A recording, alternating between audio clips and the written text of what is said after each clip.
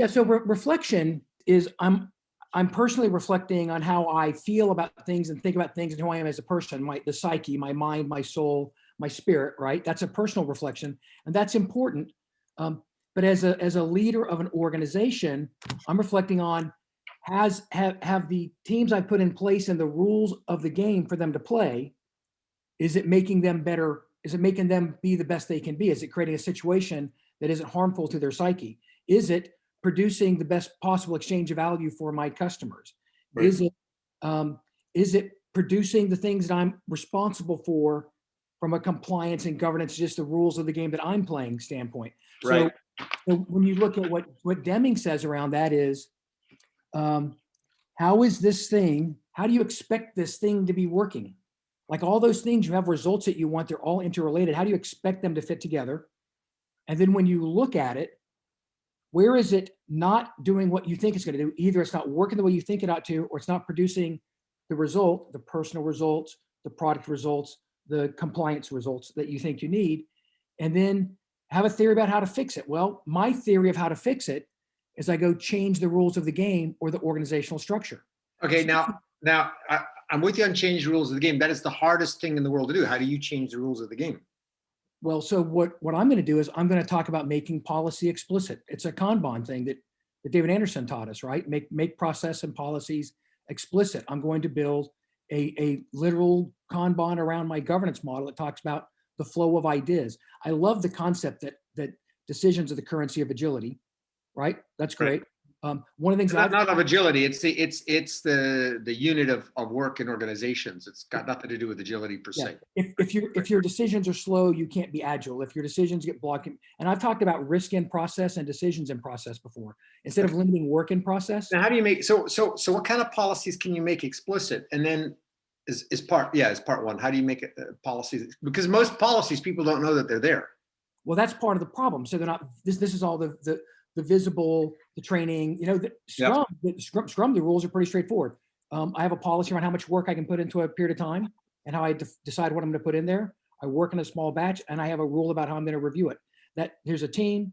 Here's the decisions they have permission to make. Here's the bounds that they can make them within. And then I've got some product owner or some external force setting the strategic boundaries for those decisions. But okay, so I'm going to pick a policy that you didn't mention that affects it, that they may or may not want to make explicit, which is, are you measuring individual productivity? Yeah, so now this becomes really... Because that's not inside a Scrum, but it's inside of an organization. So when you say we're going to measure the policies around Scrum, it's not independent from the policies of the organization. And then yeah, so that sort of stuff, that elevate agile conversation is around my organizational design. It's around what we actually measure for performance. It's around the accountability systems that different people, it's around the competing accountability systems that people find themselves in. It's around the financial budgeting and controls. Now can you, and I don't know if I'm jumping ahead, but the style of my questions will always be, right, forever. One second, I'm also taking some. No, do it, because what you'll do is you'll guide me to where the dots connect and we can have meaningful connection. Can you get them to articulate or even change the accountability policies? So we can, when we come in, because what we're selling is to people, you have to change the system in order to get the agility you want. Your system is producing, what do you mean by system? It's your organizational structure, it's your governance, modeling, compliance, and so what you measure and manage results. Those three things have to change to get the outcomes that you want. And so because that's, if you don't believe that, you don't hire us. Because that's where we start the story. So here's what's interesting to me is how do you... So it'd be good to partner with you, because I do, if we do talk about systems versus psyche, right? Yeah. I do everything on the psyche side. I know. So there was a guy, and I won't name names, but he was visiting here, and he's worked with someone who's all about stakeholder value, right? And we're talking, and I'm telling him stuff. Is he Canadian? I won't say anything. Okay. I don't want you to identify him. I'll tell you later, maybe. But I was telling about, I do all this stuff kind of intuitively. It's interesting how you derive your stuff. But if you say what improves or hinders collaboration, right? And you get to reward structures. That's your accountability thing, right? Whatever. And if you look at accountability or reward structures for a minute, you get executive bonuses. You get all kinds of stuff that's there Well, for a reason. Yeah. Well. So my brain, this is my brain works by free association. You know, I'm not a systems thinker like you. I mean, I just think things, right? So then I go, okay, that's interesting. So what we know is that in very many companies, the executive bonuses are in conflict. The simplest example is this one's rewarded for quantity and this one's rewarded for quality, and then boom, you know, then they can't collaborate, or to put it politely, there's an upper limit on the collaboration they can achieve, right? Because so then it means that you have to change the bonuses. So what I do now is I go, that's in my lectures, right? If you're going to talk about collaboration, and this is why I can't work with any of the frameworks, the so-called at scale frameworks. Like I opened up Scrum at Scale, right? Yes. Very cool graphics, very beautiful, sexy, like I was jealous, insanely jealous. And then it occurs to me, so I'm looking for the chapter on executive bonuses. There is no chapter on executive bonuses. No. And I go, if you're not talking about conflicts of reward structures at the higher executive levels, you're not talking about scale, because the scale question is, what's our initiative and what are our priorities, not how do we execute. That's exactly right. Right. And so that flows to the top. So it's in all my lectures, and I'm there. And this is, you know, on the record because I talk about it a lot. I was at Vodafone Greece, and I had the CEO and the CFO and the CXO and the CTO and the first line reports, right? So I had a nice little group, and I'm talking about all this stuff. And I said, so guys, you know, you are the right people. You want to play this game. If you want to get more efficient, forget agile. You want to get more efficient, more effective, we have to talk about how you do your bonuses. And the CEO, bless his heart, as they say, down here in the South, says, that's very interesting. He says, at our team level, we have a team-based, you know, bonuses, so we don't have a problem. But I can see that as we break that down into the different levels, like 2 levels below us, how it gets siloed and we lose the cross-departmental collaboration. So I'll make sure to take a look at that. And I was like, score, right? But anyway, and so my way of playing that, you would have gotten the same question from your systems approach, right? Yeah. But that's how I come at it. By the way, this is visitors listening to me, and he goes, but I don't get it, Alistair. Wait. You haven't mentioned stakeholder value once. Why do these people stay in the room with you? Why do they give you an hour of their time? And I said, because I treat them like people. And right. They'll like that. That's right. And they stay in the room. Yes. Yeah. That's exactly right. Yeah. And it was fun. And you know me, you know, talking to execs and how it can be, how I am.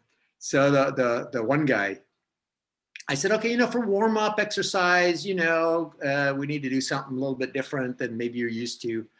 There's a thing that someone alerted me to, which is a recognition versus competence. So people are sometimes not recognized for what they're good at, right? So I made a little matrix and I drew dots and I super simplified it. When you super simplify it, you get this interesting question: name something that you're good at, but most people don't recognize you for. And so people get to get a little brag about themselves, right? Like, I'm a super fly fisherman and people don't know that, or I make, you know, omelets, so I can make the best ribs, or whatever it is. So we're going around the room, and this one guy basically is, you know, upper executive level at this thing, and starts giving his job description. Well, I'm good at, you know, and he's telling all the stuff his department, right? And I interrupt him and I go, I'm sorry, that's not something that you're good at but not recognized for. Of course you're recognized for it. That's your job. You better be good at it, right? So put it all on the side. We don't care about that stuff. Now tell us something that we don't know about you that you're good at, that you don't get recognized for, right? So he was like this, right? He was all set on the advertising campaign, and he had to go dig around. And these people have worked with each other for years, obviously, right? But at the end, they said, I didn't know that about those people. That's right? Nice. So boom, now they're in the room, right? Right. That's the, Yeah, so you're engaging with them in a very human way. I don't know if you've seen the trust influence loop stuff that I drew up. nah, what's trust influence thing? You get Assume I know access, nothing. what's that? Assume I know nothing. I probably know nothing. You get access to someone to have a conversation about a topic through whatever path. Yeah, And the first thing you have to do is you have to build empathy with them for their problem and their view of the world. right. And then you can start to jointly develop a point of view. And if Yeah. we're good at it, and you and I are good at it, we get them to understand the point of view that we walked in to tell them. Ah, We don't do it by telling it to them.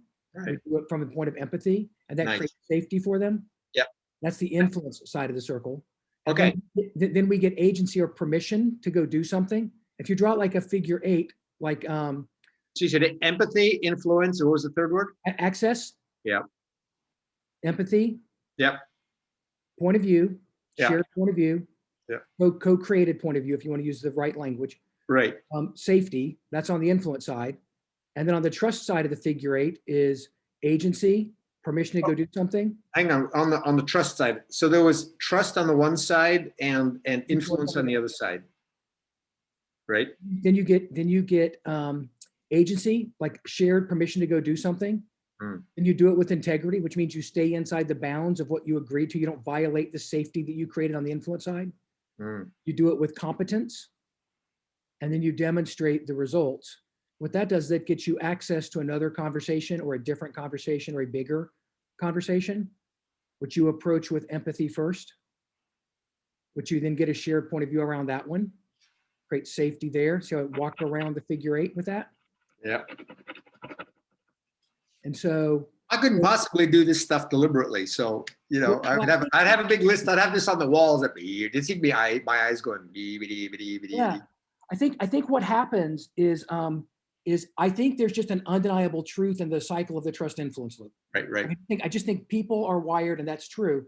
And all I did was spent 3 or 4 years studying it to come up with a model to explain it. Because now I can walk into a failed conversation, and I can say, let's see where this broke down.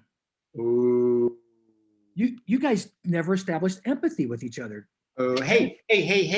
That would make a great addition, sidebar, insert on my collaboration thing. Do you have anything written up on that I can? I've got a blog. I think I've got a video. We've got a blog on it. I can get that. Send me some URLs. A, I should know it, and B, I should include it. So that counts as something that's sufficiently different to anything that I have. Because you said the key word. If you're familiar with that, you can walk into a failed conversation and diagnose the break point. Yeah, the breaks tend to be things like you told a great story on the influence side, but you didn't do it with competence. Right. Had no results, so I don't trust you anymore. You broke the trust, and you don't get influence.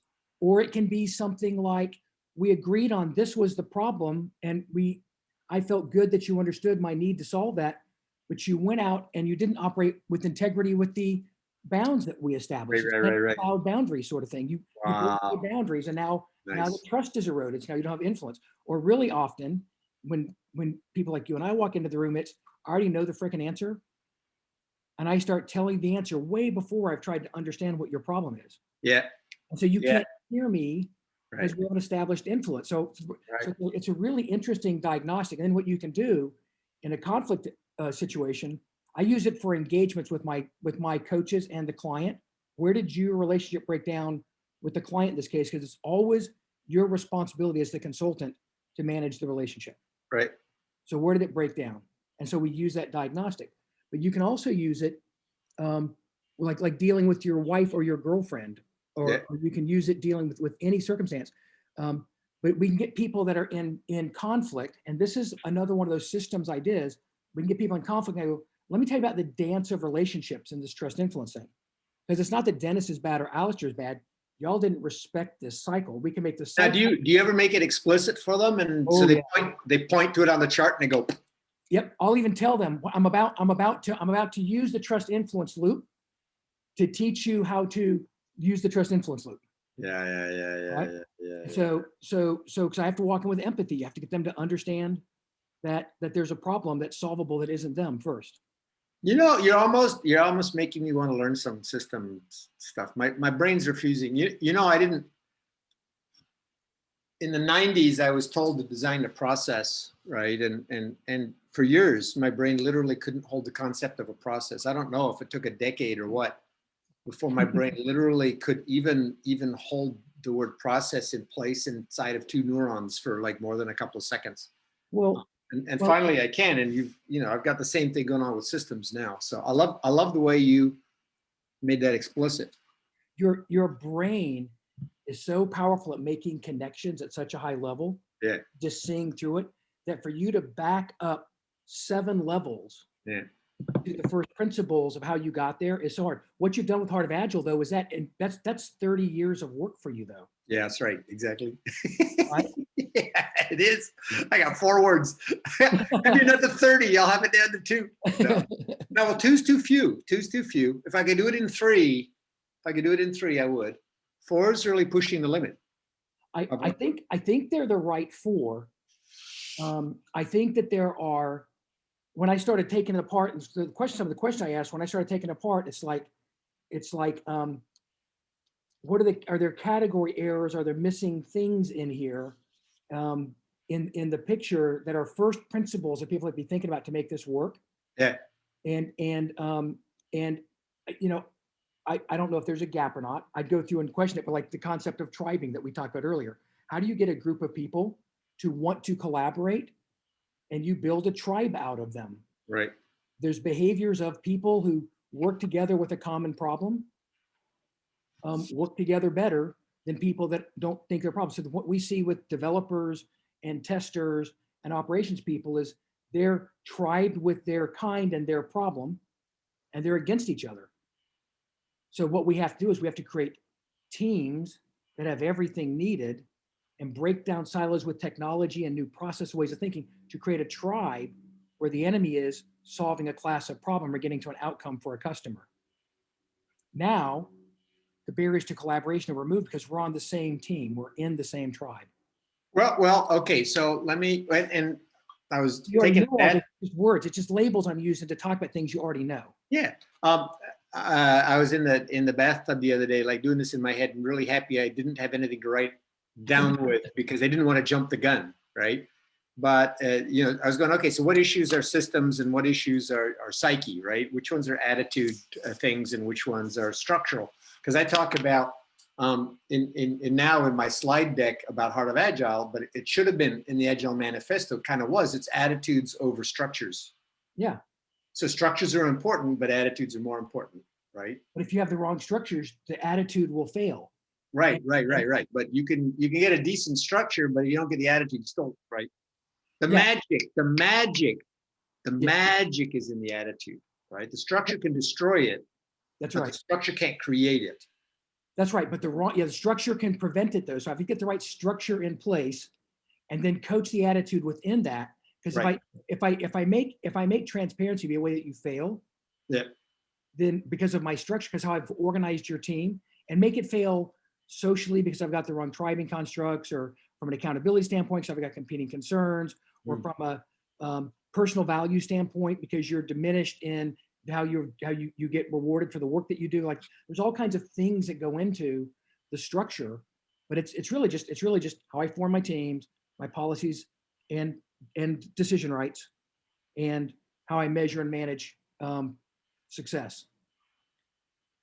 Structure governance. So who's our man? I'm so bad with names. The guy who did all the benchmarking of software projects. Capers Jones. Yeah. And what he did that was so, wasn't he? Weren't you at IBM at the same time? I was in IBM research in Switzerland, so I didn't talk to anybody. We were really isolated over there. What he did that was magical was he separated out influences that slow or damage a project from those that help it. Yeah. Right. So when he said management can damage by like 250%. Like it was like enormous. Damage can only improve by like 20%. Right. It's asymmetric. So you can't just say one thing. Right. And so in this sense, structure damages times many, right? Factors, Yep. right? But it doesn't generate the magic. The magic comes from the attitude. Yeah. So when I played this game, and you and I had this conversation, I was thinking about this the other day, 12 years ago or 13 years ago in Chicago, some jazz club thing or something, when I very first met you, when Chris Matz introduced us. And I was talking in my talk that day about how I would flip the Agile Manifesto. I would say, in this case, I would say sufficient structure to support the attitude that's needed. I would say, Cute. right? So if you take all those and said over, you would say sufficient to drive. So this is still the most important one. But if you don't have a sufficient amount of these things on the right, Sufficient process and tools to support individuals and interactions. because if you do it wrong, you can make it impossible for that to happen. Correct. And so anyway, so back to my bathtub.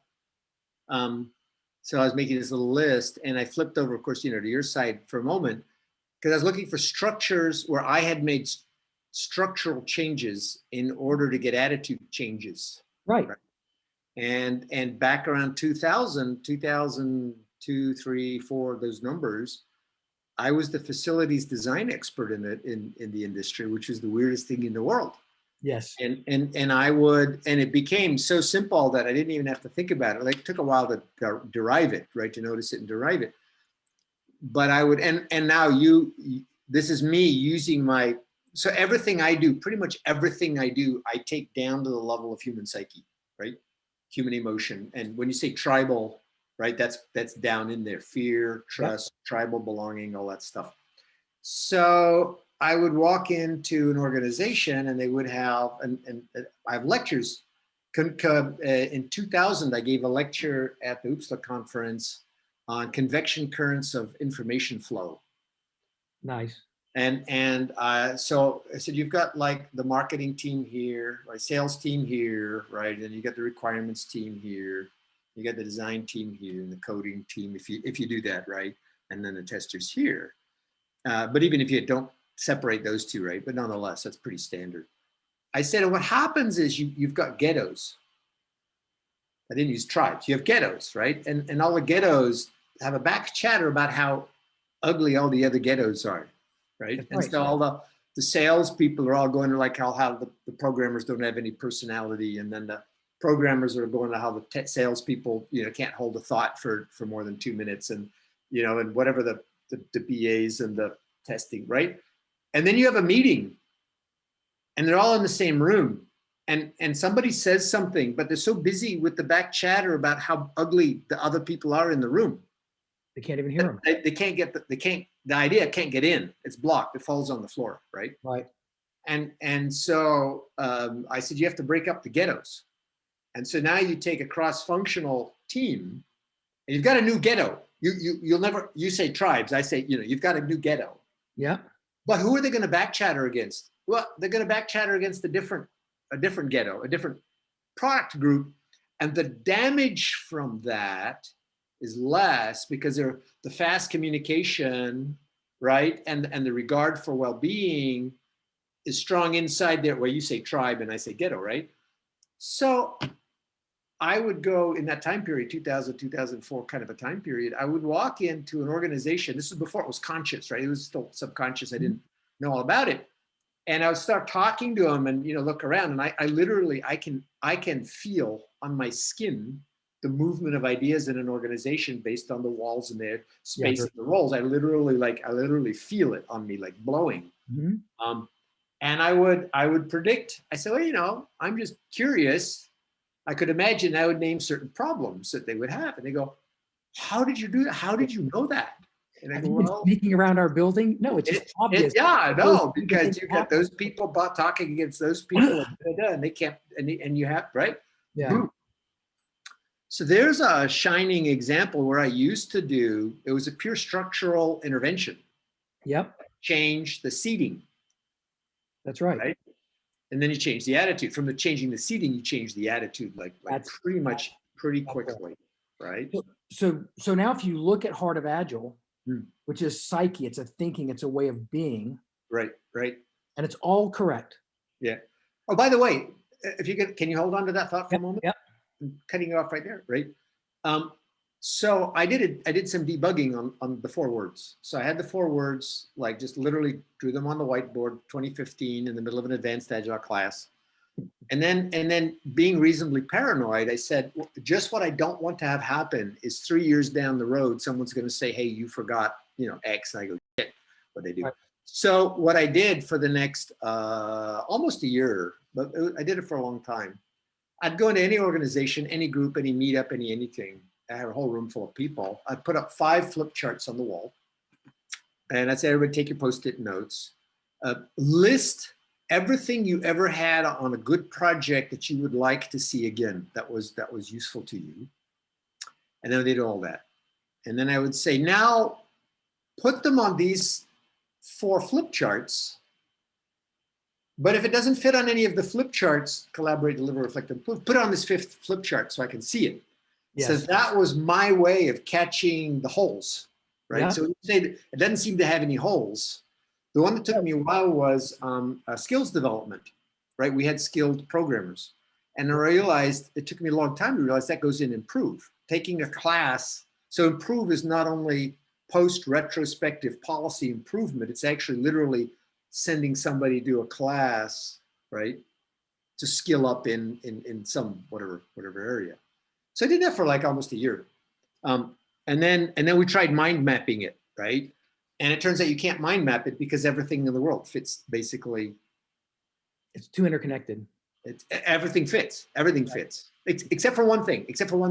And you'll die laughing about this because I tell people about this. You were in my kitchen doing IC Agile roadmap, and we didn't have anything for what became value management. Right. I think they now made product management again. And then I said to you, people don't realize that when we wrote the Agile Manifesto, it wasn't the project managers we threw out the window, right, whom Ken Schwaber brought back as Scrum Masters. It was the BAs. The moving paper from one side to the other and obfuscating information. And when you and I were talking in 2012, between 2001 and 2012, BA still had not re-entered the room. Right. Because because they don't make any decisions. They don't have any decision-making authority, right? Yes, that's right. So now we have the Heart of Agile Academy, which is like, it's like next generation IC Agile. And we've got classes. It's skills development. So we're going to make classes. We're going to hire people, hire you guys, and all the rest of it stuff. And every class has to have a home. And the one set of classes I can't find a home for. It's the value management. All the BA stuff, right? All the things that move a piece of paper from the left to the right. Is that our use cases? Our use cases collaboration. They're not delivery. I will refuse to put anything in delivery if it hasn't got a feedback channel. Right? So all the basic BA artifacts don't have a feedback channel. Right. I have to put them in collaboration, which hurts me. I'll put some thought into it. I mean, I could see it actually. I could see actually looking at business analysis as creating a frame for shared understanding around delivery, for creating the constructs for feedback and collaborate, and for having an understanding of the products you could reflect. That can go and reflect. Yeah. So a business analysis where you're creating a framework for examining, legitimately goes in and reflects. So thank you for that. Yeah. But that's a business analysis, structure. When you write a use case, you're not really doing an analysis. That's a creative work where you're constructing a potential future something. So right? It's the first step of delivering then. Story maps. Where am I going to put story maps? It's the first creation. There's no feedback. Got nothing. It has to be. You didn't deliver nothing, man. You sat in a room and moved bits of paper around. You didn't deliver nothing. I'm sorry, hardcore, baby. So I will continue to noodle on that one. Do that because some of them, you just opened a channel for me. Thank you for that. So certain types of things could go and reflect. If you create a structure where you can examine the current state of the system and you can use it to reflect, that legitimately goes and reflect. Yeah. Story maps, as far as I'm concerned, are shared understanding, and that goes into collaborate. I'm okay with that.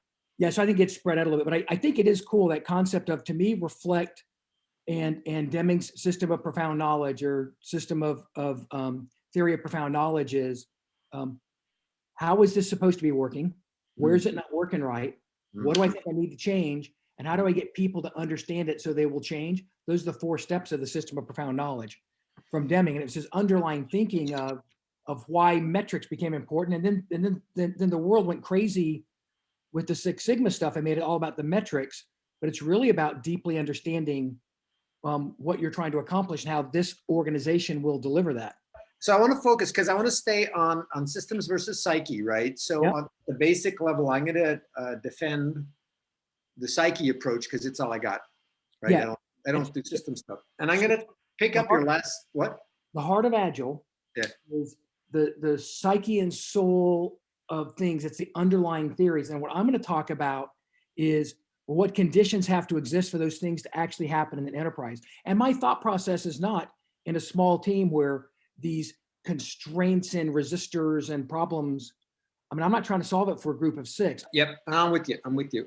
But so here's what I want to focus on. Given my predisposition is to look at everything at the level of fear and motivation. Basically, that's where I get to, right? And you said the sentence, how do I get people to understand so they will change? Yes. And I'm going to argue that understanding and being willing to change are 2 separate things.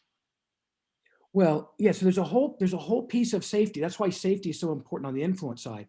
Until you either until it won't be embarrassing for you to change, until it won't be threatening to you to change, you're not going to change. And that's why these processes that come out of the office of the CIO and the controller's office and the CFO's office and the process and policy constraints that come out of the PMO, those were put there to create safety for the organization. People that hold those positions hold those the safety, the risk reduction dear. They care about it, and they don't understand how we can go to this model and actually reduce the risk in the organization. So we have to go through that. So do you have any? And I hate to ask this, but I have to ask this.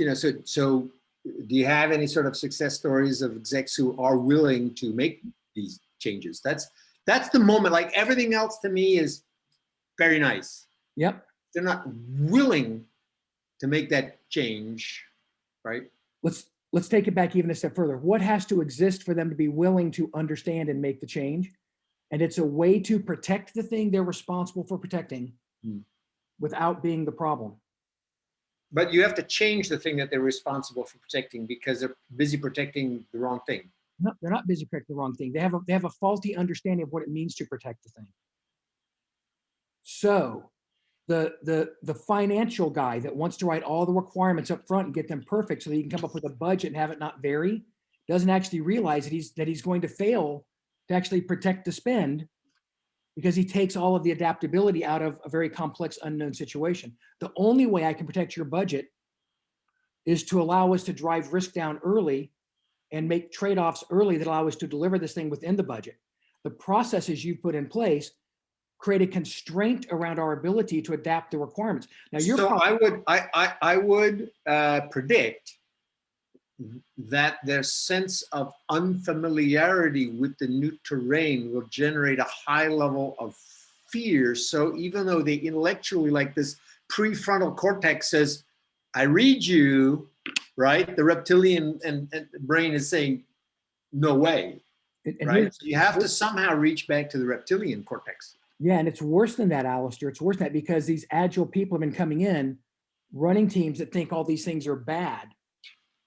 They think these controls are irresponsible and evil. And in fact, telling this guy that what you're asking me to do is evil.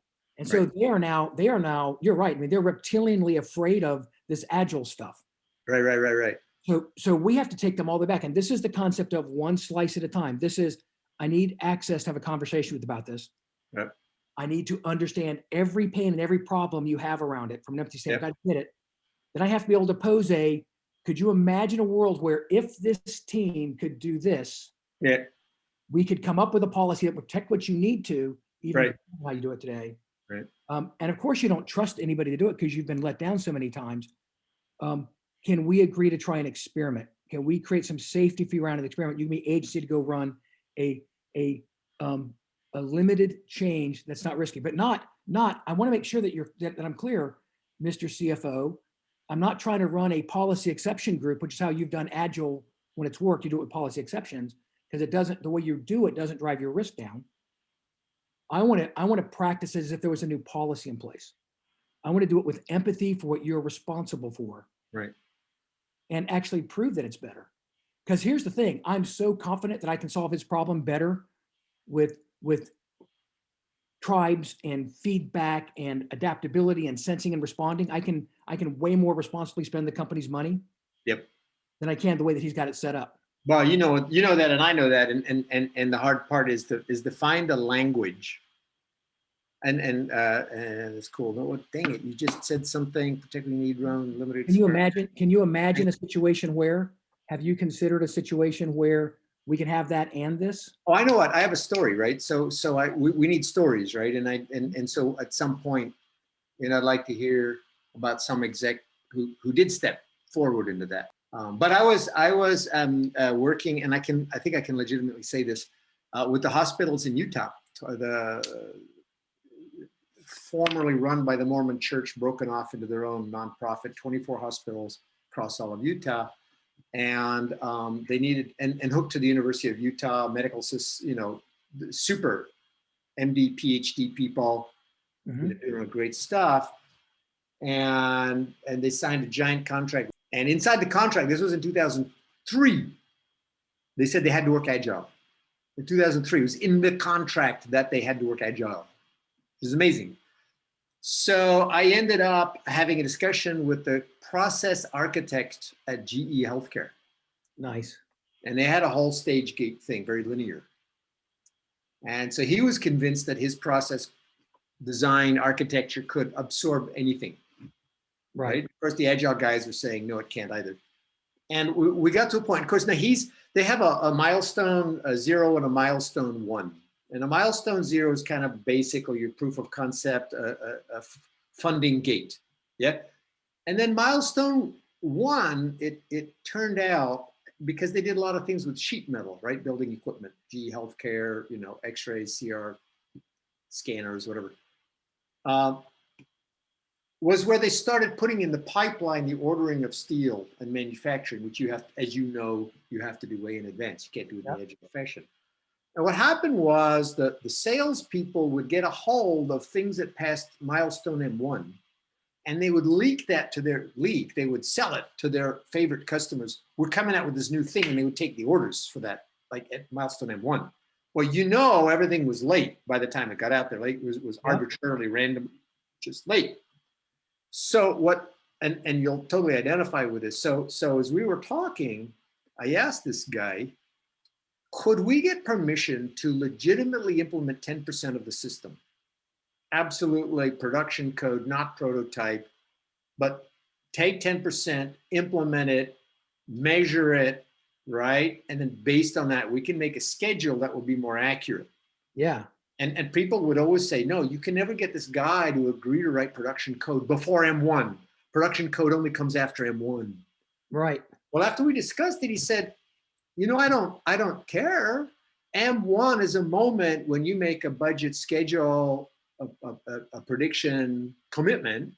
If you need to write 10% of the code before, like, nobody cares the length of time between M0 and M1. Right. He said, except the salespeople. He said, I will wager you that the salespeople are so anxious to get that M1 stuff that they want to squeeze the time between M0 and M1 so they can get that out earlier. So I said, well, go ask them. They're your stakeholders. You seem to be caring about do that. And he came back like, a month later, whenever our next meeting was, astonished. They had been burned so many times from M1 to delivery being late. They said, we don't care how long the time is between M0 and M1. If you could give us a more accurate, less embarrassing answer at M1, take as long as you need and then give us that answer. So suddenly it was, speaking of measurements, right, and fears and embarrassment factors, right? Suddenly it was legitimate to literally do 10% of the project, measure productivity, size, blah, blah, thingy. Very nice. And then that becomes the basis for M1. And all of the stakeholders' interests, emotional and financial, are protected, right? Yes, So right? that's a story that matches your Yeah, scenario. that's perfect. That's I have perfect. one story. What we have to do is we have to get underneath like what happened there, what's the dynamic, how do we do that on purpose? Because there's 50 of those in these enterprises all at the same time, Correct. and we don't have stories for all of them. Right. And you don't have Alistairs running around playing mind games with them. Like you're just going to sit in there and intuit it and figure it out on the spot. Yeah. But yeah, there's like one Alistair. Well, there's one Dennis. I miss you, man. Thank you. Thank you. This is fun, right? Yeah, you bet. Let's do it Okay. again.